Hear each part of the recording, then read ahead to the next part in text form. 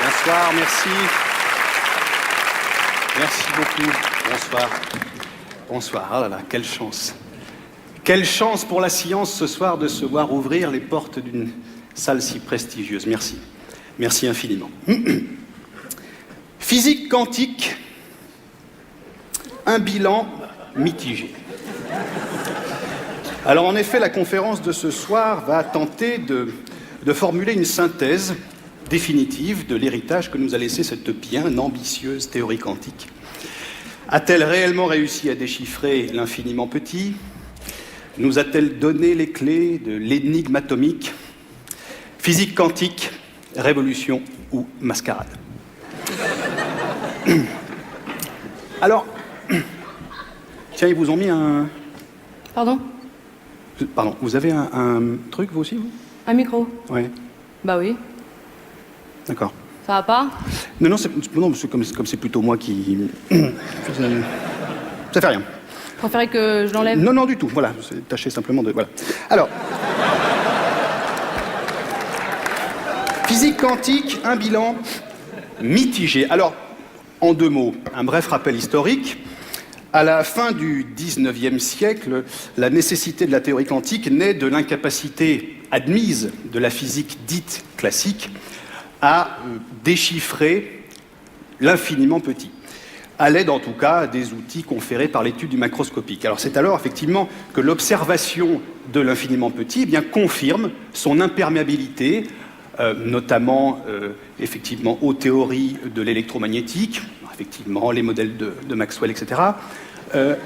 Et c'est alors que Planck, pour la première fois, émet l'hypothèse de la discontinuité des échanges d'énergie, d'émission et d'absorption et de leur caractère proportionnel aux fréquences des énergies. Alors, vous avez ici la formulation DE égale NHV, où DE, les échanges d'énergie, d'émission et d'absorption, N, un entier, H, le fameux quantum d'action, on y reviendra, et V, la fréquence de la lumière. Voilà, pardon mille fois de revenir sur des notions un petit peu élémentaires. Ça me semblait quand même intéressant de rappeler quelques notions de base, notamment pour la suite de l'exposé, qui est, vous vous en doutez, nettement plus complexe. Alors... Vous voyez, je me l'étais jamais formulé comme ça. Comment? Enfin, je le savais, si vous voulez. Mais là, de le voir écrit, j'ai l'impression de le comprendre différemment. Ah oui, mais c'est bien ce qui me semblait. Ah bah, vous aussi, ça vous le fait. Oui, c'est bien ce qui me semblait, on n'aurait pas dû vous donner de micro. C'est ça.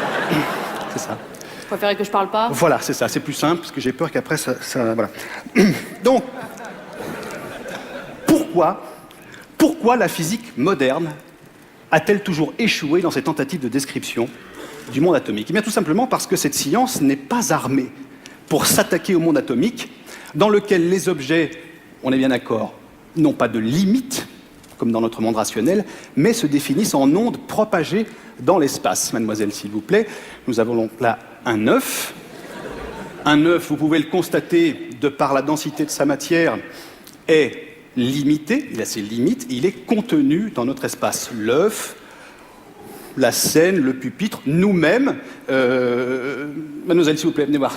On improvise. Hein. Moi? Oui, venez voir 2 secondes. Voilà, votre prénom, s'il vous plaît. Pardon? Stéphanie. Stéphanie, excusez-moi. Stéphanie est limitée. Dans l'espace. Dans l'espace. Si, dans l'espace, vous êtes limité. Non, mais si, je vous assure, il n'y a pas de bas. Mais si vous êtes limité, vous ne vous propagez pas.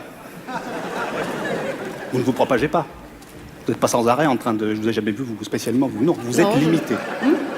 Voilà. Dans l'espace, hein, attention.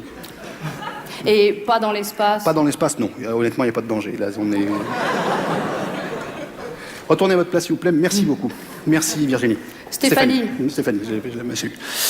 Alors, cette physique, qu'est-ce qu'elle nous décrit? Eh bien, elle nous décrit le monde du rationnel, elle nous décrit notre monde de causes et de conséquences. Alors, j'ai eu pendant très longtemps, c'est vrai, une correspondance assidue avec Hubert Reeves, et c'est vrai que c'est vrai qu'entre scientifiques, eh bien, on se tire la bourre un petit peu, on se teste, on se challenge. C'est vrai, j'ai une vision personnelle de l'espace-temps. C'est vrai. Alors au début, Hubert Reeves a un petit peu résisté, et puis il a fini par admettre, parce que tout le monde sait, c'est-à-dire qu'effectivement, il y a un problème dans les notions quantiques. Il me l'a dit dans une lettre que je vous ai mise là, simplement pour vous montrer, mademoiselle. Ah, mais non, c'est pas celle-là. Pardon? Aïe, aïe, aïe, c'est pas celle-là. Mais vous m'avez dit de scanner la lettre d'Hubert Reeves. Oui, mais c'est pas celle-là. Il y en avait une autre. Ah, oui, enfin, les autres, elles n'étaient pas tellement plus... Il y en avait une qui était un petit peu mieux aussi, quand même, un petit peu mieux. Aïe, aïe, aïe, aïe, c'est ma faute, je me suis mal exprimé, pardon. Vous en avez pas scanné d'autres, de toute façon? Ah bah non. D'accord, bon, bah ça fait rien. On va continuer, par contre, vous pouvez l'enlever, s'il vous plaît, parce que j'ai pas envie que ça... Voilà. Oui. Donc, un monde de causes, un monde de conséquences. L'œuf, conséquence de la poule, conséquence de l'œuf. Quel binôme célèbre, s'il en est, du monde des causes et des conséquences. Eh bien, envisageons ce soir un troisième élément, le coq, s'il vous plaît. Le coq, à la fois élément capital et secondaire de la relation œuf-poule. Car, secondaire, tout le monde sait pourquoi, primordial, car il faut qu'il féconde l'œuf pour que celui-ci donne naissance à un poussin, etc., et redonner naissance au fil des causes et des conséquences. Et voilà le coq qui représente la question la plus épineuse à laquelle la science a eu à se confronter, une question qui reste encore aujourd'hui sans réponse. Mademoiselle, sur le coq, où se trouve la bite? Alors, on a procédé à un sondage. Donc, sur 100 physiciens interrogés, enfin, il n'y en avait pas 100, il y en avait... 83. 83, voilà. Donc, pour passer de 100 à 83, nous n'utilisons pas, nous, la règle de 3, la règle civile de 3, parce que, bon, voilà, on utilise une règle un petit peu à nous, qui est la règle de 3 puissance 1 fois 1 sur 3 multiplié par 3. Voilà, on obtient des résultats sensiblement équivalents. Hein. Attention, on est sur quelque chose de très ténu, très ténu. Mais même arrivé de voir des résultats identiques. Voilà. Donc, le résultat de ce sondage sur un coq où se trouve la bite, donc, allez-y mademoiselle, 31%, bah, je sais pas, sous les plumes. Alors, un coq étant recouvert à 95% de plumes, la réponse venant d'un scientifique est quand même hautement contestable, vous l'aurez compris. Ensuite, 27% entre les pattes, enfin il me semble. Alors, là, on a affaire à une réponse qu'on appellera anthropomorphique, c'est-à-dire dans le doute, le coq doit être à peu près foutu comme nous, ça doit se balader, on ne sait pas, bon... Voilà, c'est une réponse encore hautement merdique de la part de mes confrères. Ensuite, 19%, les coqs n'ont pas de bite, ils ont un cloaque. Ça, ce sont les ornithologues qui ne manquent jamais une occasion de venir faire les cakes avec un terme savant. Voilà. Ensuite, mademoiselle, s'il vous plaît. Eh ben, c'est tout. C'est tout. Oui, mais alors, c'est là qu'on constate que 31, 27 et 19 ne font pas 100. Donc, nous avons planté la règle de 3. Nous avons planté la règle de 3. Et c'est vous dire à quel point la physique quantique a mystifié la science moderne. Nous ne sommes plus foutus de faire une règle de 3 qui se tienne debout correctement. Voilà, cette conférence touche à sa fin. J'espère qu'elle vous aura servi un petit peu à voir plus clair. Pour ne pas terminer sur une note un peu pessimiste, on va, comme à mon habitude, terminer sur quelques phrases célèbres de nos confrères physiciens qui ont été eux-mêmes très touchés par la théorie quantique. On va commencer par celle de la fameuse phrase de Richard Feynman, s'il vous plaît, mademoiselle. Personne ne comprend vraiment la physique quantique, hein, Richard Feynman.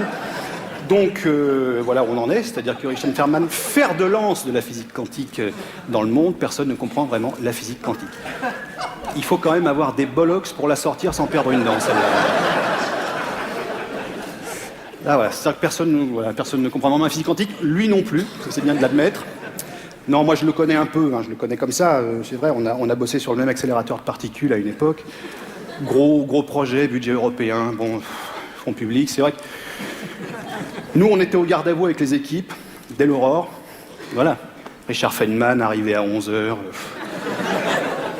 Voilà, bien sûr, la blouse dégueulasse, des taches de sauce de kebab de là à là, voilà, c'est tout. Dis, Riri, oh, scoute-toi un peu, essaye de faire semblant de pousser 3 potards, quelque chose, tu prends un ordinateur, tu mets une feuille Excel, rendre des chiffres, quelque chose, que si les gens nous regardent par la vitre, qu'ils aient pas affaire à des romanos, voilà. Mais la physique quantique a coupé absolument tout contact. C'est terrible. Une autre phrase un petit peu célèbre de James Clerk Maxwell, le jour où la communauté scientifique est venue lui reprocher ses travaux sur la relativité restreinte, qui a fait cette sortie quand même mémorable. S'il vous plaît, puisque c'est ça, je me lance dans le café soluble qualité filtre, de la part de Maxwell. Excusez-moi. Voilà où en sont réduits, oui. Voilà où en sont réduits nos scientifiques aujourd'hui. C'est terrible de voir ça. T'as pleuré des types qui tenaient la rampe de la science mondiale il n'y a pas si longtemps. Mais il faut quand même, la conférence est terminée, hein, pardon, excusez-moi, il faut quand même se rendre compte du marasme dans lequel la physique quantique a plongé la science. Parce que vous avez des types qui bossaient depuis 200 ans sur une physique classique et à qui on a dit du jour au lendemain, bah maintenant, ta physique classique, tu rentres chez Mémé, c'est la physique quantique et c'est tout ce qui marche. Alors vous avez ceux qui se sont instantanément convertis à la physique quantique, à la mode. Moi j'appelle ça lécher des culs, excusez-moi. J'estime que quand même quand on a un petit peu de savoir-faire en tant que scientifique, on n'écoute pas le dernier qui a parlé. Et puis vous avez aussi ceux qui avaient un tant soit peu d'intégrité. Et là ça a été le plongeon. Ne serait-ce que physiquement par exemple. Pas du point de vue de la physique, du point de vue du physique. Parce que c'est à partir de cette époque que les physiciens classiques ont commencé à plus ressembler à rien. Et ça n'a pas été Jojo, pardon. Vous prenez par exemple, je ne sais pas moi, dans les couloirs du CNRS par exemple. Est-ce que quelqu'un est déjà allé dans les couloirs du CNRS? Vous avez vu les engins qui se traballent dans les couloirs du CNRS? Habillés comme des vieux à 35 ans, la brioche, les coupes pourries. C'est terrible, c'est terrible. Après 21h, vous y foutez plus les pieds dans la boutique. Hein. Mais moi, quand je vais au labo, mais j'ai les miquettes, je n'ai pas peur de le dire. Ça va que j'ai un ongle CRS, j'ai pu récupérer un zapper, là, vous savez, un truc électrique, comme ça. Je le mets toujours comme ça, je me balade, bon voilà. Ni vu ni connu. L'autre jour, j'y étais, hein, j'étais au labo, je sais plus ce que je foutais. Je prends une fringale, je vais me chercher un Twix à la machine. J'arrive. Putain, il y en a un qui se pointe, dis donc. Je sais pas d'où il est sorti. Un Hollandais ou je sais pas quoi. Il commence. Je sais pas s'il voulait de la monnaie ou quoi. Je lui ai tétanisé sa race, mais bien sûr, mais qu'est-ce qu'on voulait faire? Mais c'est malheureux d'en arriver là. Et ça me rend triste, vous savez. Et en plus, le pire, c'est que moi, je sais pourquoi. Je sais pourquoi. Je sais que c'est la physique quantique qui les a déglingués, ces types-là. Mais vous avez beau savoir ça, quand vous avez en face de vous quelqu'un qui part en sucette à tous les niveaux, eh bien, vous ne pouvez pas. C'est tout. Je vous en ai mis 2 ou 3. La conférence est terminée. Pardon, mademoiselle, laissez-moi faire. Je vous en ai mis 2 ou 3 pour que vous voyez un petit peu l'étendue des dégâts. Regardez. Oh là là, Gerritsen de l'université d'Helsinki. Vous allez quand même pas me dire que ça ressemble à quelque chose. Professeur Lafaro de l'université de Genève, le polo pourri, etc. Professeur Webster, la chemise rouge, la veste marron, le fameux duo gagnant de Cambridge. Professeur Matthews qui a fait l'effort d'une photo en plein air tout de même. Eh bien, ça n'y change rien. Il aurait mieux valu le mettre carrément derrière les arbres. On aurait eu encore une chance de s'en sortir. Nitya Sundar de Cambridge, c'est absolument intolérable. Professeur Hendricks, le premier physicien au monde à avoir foutu la tête directement dans un accélérateur à particules. C'est depuis ce jour-là qu'on sait qu'il ne faut pas le faire. C'est à lui qu'on doit ça. Déglingué, une des plus fortes têtes pensantes du pays. Professeur Ripin du MIT, 162 QI, pas foutu de se faire un détartrage. On en est là, c'est à ça qu'on arrive. Je sais pas si j'ai pas eu une histoire avec ce type. De quoi? Oh, ça fait un moment, hein, mais il me semble bien. Hein. Avec Ripin, vous foutez de moi? Bah quoi? Non mais, vous allez quand même pas me dire qu'il a du charme, si? Ah non, c'est sûr. Hein, mais... Bah enfin bon quoi, ça arrive, hein. Ça vous embête? Non. Qu'est-ce qu'il y a? Vous cherchez un jeu de mots avec Ripin, c'est ça? Ripin, de qui le tienne? Non, pas du tout. Absolument pas. Vous voyez, ça me rend triste que vous disiez ça, parce que pas du tout. Je préfère enchaîner.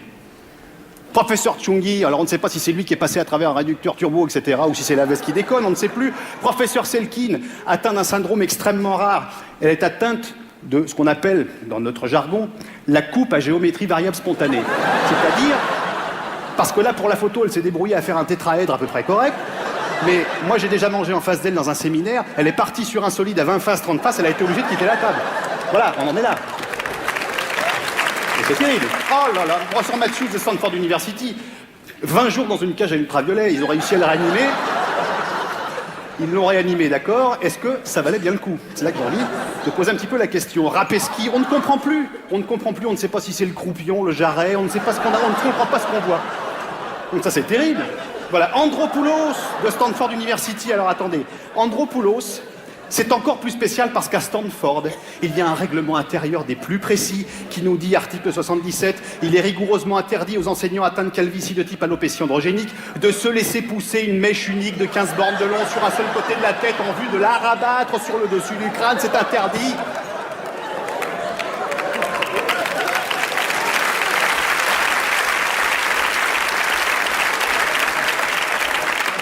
Voilà, j'arrête parce qu'après, j'en ai encore 50, on va arrêter.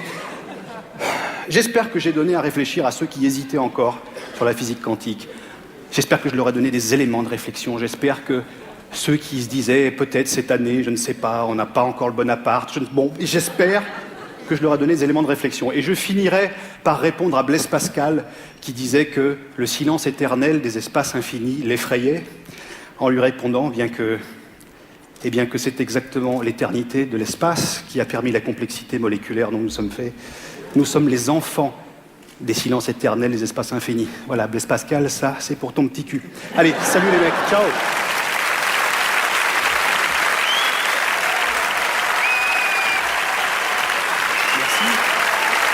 Merci beaucoup.